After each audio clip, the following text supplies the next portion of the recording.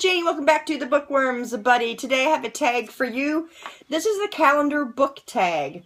The original tag was by Booktube Girl, and I was tagged by Colleen at ColleenGreens, and I'll link to both these ladies in the description box below. So, this is every month in the calendar year, and then it coincides with the question to match a book that you have to go with that question. So, we're going to start with January, New Year's. Name a new release coming out this year that you are greatly anticipating. And I have two. The first one would be Predator 1 by Jonathan Mayberry. This is book number 7 in the Joe Ledger series, and that is coming out in April. And my second one would be End of Days by Susan E. This is book 3 in the Penguin and the End of Days series. And this is coming out in May. That's my birthday month. So, maybe I'll get that book for my birthday. Okay, so February, leap year. Name a book or series that you would like to skip and refuse to read.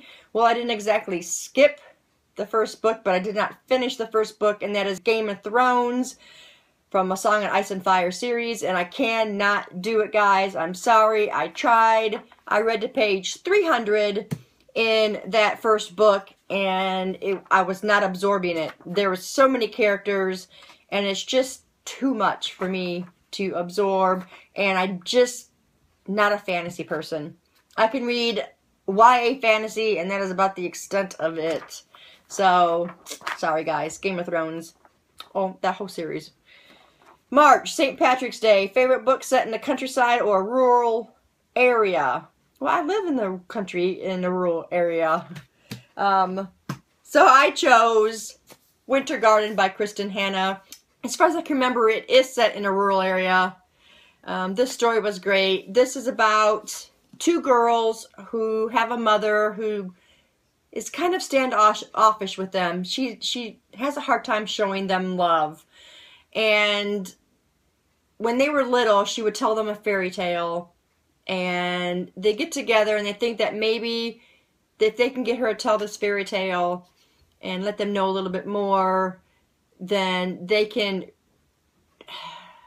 reignite that love between them and their mother.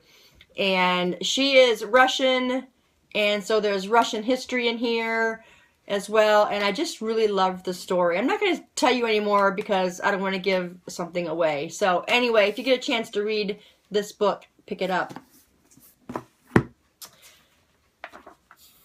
Where are we at? April. Name a book that had a story that tricked you into thinking it was going in one direction but ended up going in a completely different one. And I don't know about going in a different direction, but the ending was not what I expected at all. Hated it, hated it, hated it. And that ending made me not like the entire book because, yeah, and then to see the movie and to watch that ending was even worse. I'm surprised I'm still holding on to this book because the writing is fantastic. I'm not saying she can't write, but I can't even begin to tell you how much I hated the ending of this book. Okay, moving on. Let's go to Mother's Day.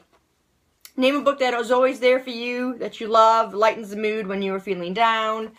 I can't say that I picked this book up when I'm feeling down, because I've only read the book one time. But I'm going to say Sundays at Tiffany's by James Patterson, because it definitely is a more lighthearted read. It's along the lines of contemporary, kind of, because if you know James Patterson, he writes mystery. And this is fabulous. This book is great, but he writes it with Gabrielle Charbonnet. So it's not just his alone.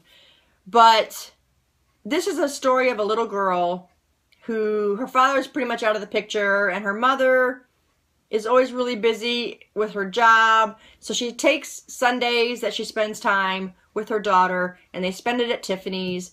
So because of this, and because of her loneliness and feeling lost and all that, she creates this imaginary friend. And this imaginary friend is there for her all the time when she needs it.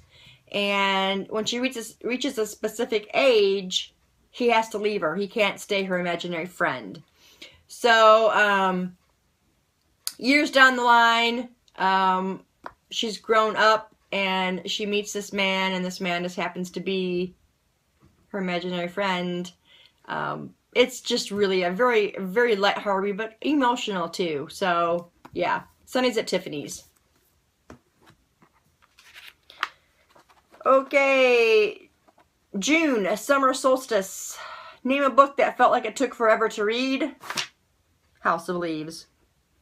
This was a buddy read that I did with a couple friends in my group. And they were just raving and raving while they were reading it. And I was like, are we reading the same book?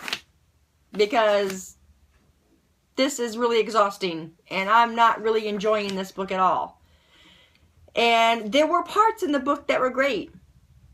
But then there were parts in the book that, you know, come on. Do we need to read this part? Can we get to the point? Can we get to the end of the book?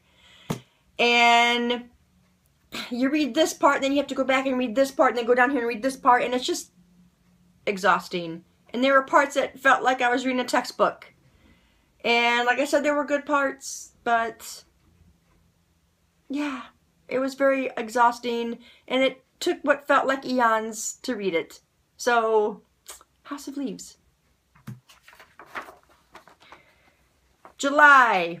Name a strong and independent character that inspired you. And I'm going to say Regan Pascali and even Selena Alvarez. But Regan Pascali the most in this book because she goes through so much stuff in her life. And she just keeps going. She just keeps moving forward. And she doesn't take crap from people. And I would like to be more like her. She inspires me because people walk all over me. I hate to say it. Most of the time, people just walk over me. You know, I'm just like, okay, kind of thing. Not all the time, but sometimes. But for the stuff that she goes through, yeah, she is a great character. They actually both are, but I think Regan Pascali goes through more than Selena Alvarez goes through. And they're just two great women, and they're inspiring because they're so strong. They're such strong characters, and Lisa Jackson writes them really well. Okay, August, no holidays. If you could create a holiday that in some way concerned books, what would it be? And my holiday is going to be National Book Buying Day. And what you do on National Book Buying Day is you buy 2 books and you get 1 book for free.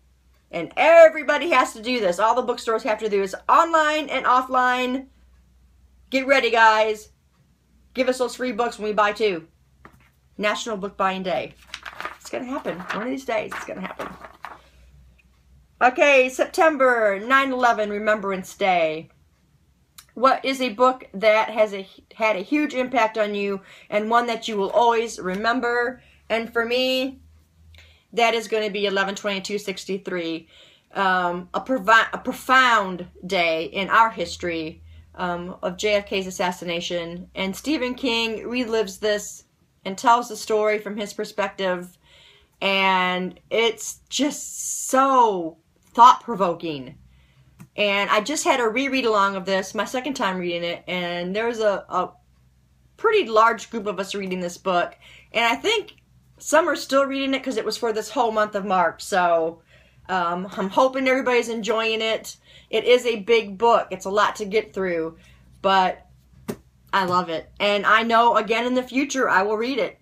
So yes, 11/22/63. October, what is your favorite mystery or horror book? And you all know this by now. It by Stephen King.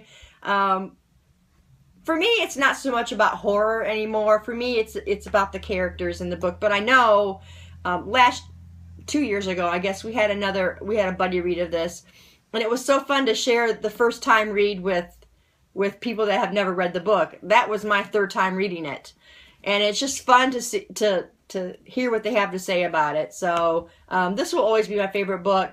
It's fantastic. Yes, it. November, Thanksgiving. What series are you most thankful exists? Dun, dun, dun, dun, dun, dun. Can you guys guess? Sure you can guess. Joe Ledger series by Jonathan Mayberry.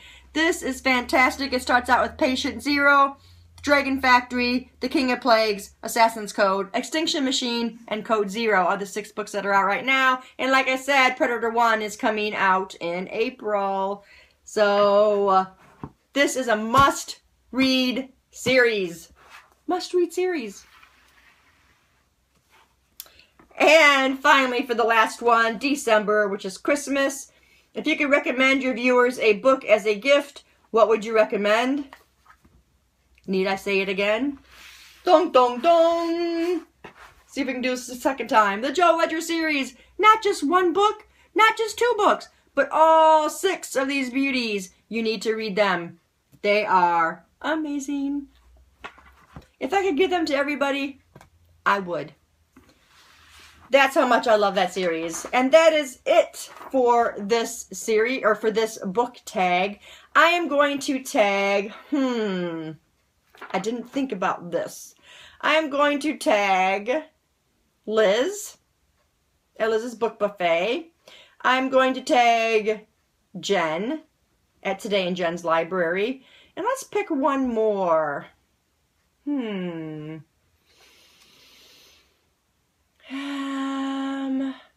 Let's say Amanda over at Amanda in PA. You 3 ladies, please, please, please do this tag and let me know so I can watch your video. And that's it, guys. So thanks for staying tuned, and I'll see you in the next video. Bye.